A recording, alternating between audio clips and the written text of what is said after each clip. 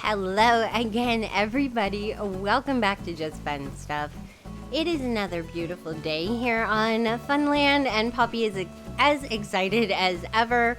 We're going back to the basics. We're using a lot of loft beds.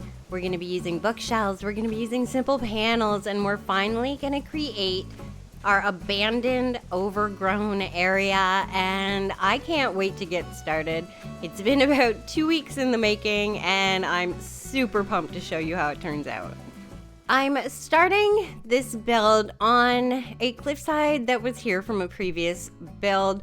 I just left it because I didn't really know where I wanted to start from.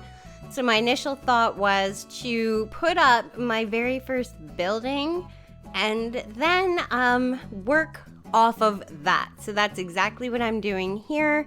I'm using a retro transportation station, a bunch of simple panels, a couple loft beds, and amazing customs, and bam, we've got our first abandoned building up. From there, I realized that it's going to be an overgrown abandoned area, so I needed to start getting some trees. In the past weeks, I've gone ahead and I've planted a bunch of random trees around Funland in anticipation of doing this build because I knew I was going to use a bunch of the trees that we can buy, the pine trees, the baobabs. I still don't know if I'm saying that right. Probably not.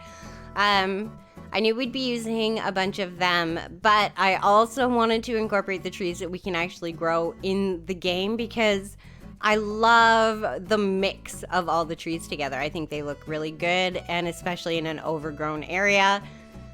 But here you can see Poppy taking down the unused portion of the cliffside because we don't need it, and I don't want a lot of the actual rock or clay or whatever the cliffsides are made out of showing through. So now you can see the first abandoned building, and my ideas for the building was kind of doing like row housing, townhouse style buildings. So once we get down this road pattern, which is amazing, and I will include the creator code in the description. It's a Crumbling road. I loved it. I decided to put the road down first and then put the rest of the buildings up around the road.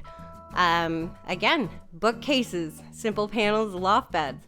We're kind of taking it back old school because if you watch any of my other videos, you've probably heard me 100,000 times say it's all about light. And as you run through Funland, you can see that. Tiki torches, mush lamps, lanterns. There's just light everywhere. I love this game at night.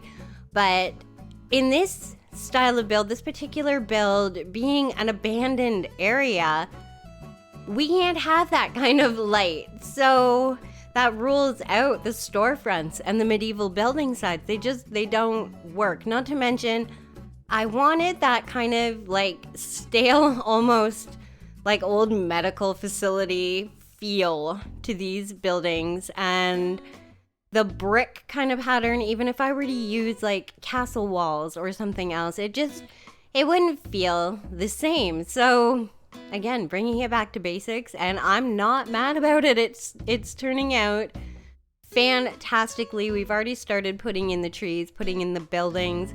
I loved the idea of using the pergolias for an overgrown abandoned area because it's got that mossy lattice over the top already. And I thought that's a great idea. But then, as you can see, trying to cover around it, I wasn't happy with the way the simple panels looked.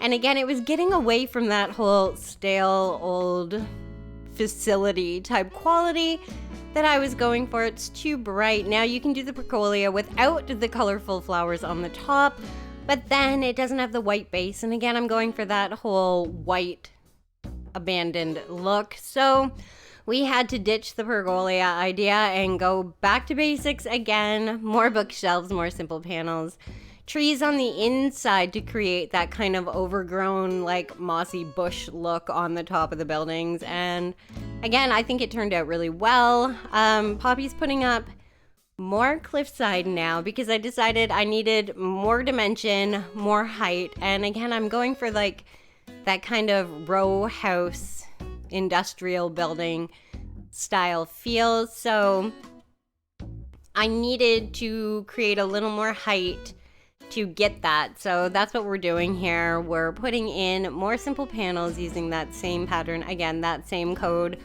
I will include in the description because I think it's just an amazing code if you're doing an abandoned area. I mean, what's more perfect than the wood blocking the windows? I put up the simple panels, and again, more dimension needed, so more cliffside up. Just gonna add more retro transportation stations just behind where those 4 panels are that just went up, just to create a little more depth and kind of match it to the one that's beside it. I had thought about using them in silver, but I decided this is abandoned. I like the rusty color. It works. And it also saved me a lot of bells because I already had them customized that way. So it was one less trip to Harv's Island to customize anything, because I spent so many bells customizing loft beds and the simple panels because I had a ton of simple panels. But I've always used them in like the brown and copper color, not the gray and white color. So I had to, it was just weeks of going back and forth, buying the items, getting the stuff I needed to craft the items, then traveling to Harv's Island to customize the islands or items. It was a lot. So now I'm adding a few more loft beds, not flush with the other buildings, because again, it's all about creating a little dimension, especially when you're using simple panels and flatter items to create these walls. But now you can see it's got that very industrial style building look to it, and that's exactly what I was going for. So I was super happy with the way that turned out. Throwing in another loft bed building right kind of in the middle. Now starting the actual like overgrown part. So planting some trees, starting the decorating. This is where it all starts to come together because all of the buildings that I'm going to be using are now up. Now it's trying to turn the area into an overgrown abandoned area. So definitely making use of the fences that we already had, a bunch of utility poles, putting those in, a little more fencing. I actually used some of the fencing behind some of the buildings to close them in, especially that one that's just a loft bed and panels, because I think it adds a little something to it. Almost kind of makes it look shed-like. And of course, the mini car, and a damaged mini car at that, because this is abandoned. People aren't going to be leaving their beautiful sports cars here. This is abandoned. And I loved, again, that rusty white color. It worked with the whole color scheme that I was using here. Trying to put in some pine trees and getting them flat and flush.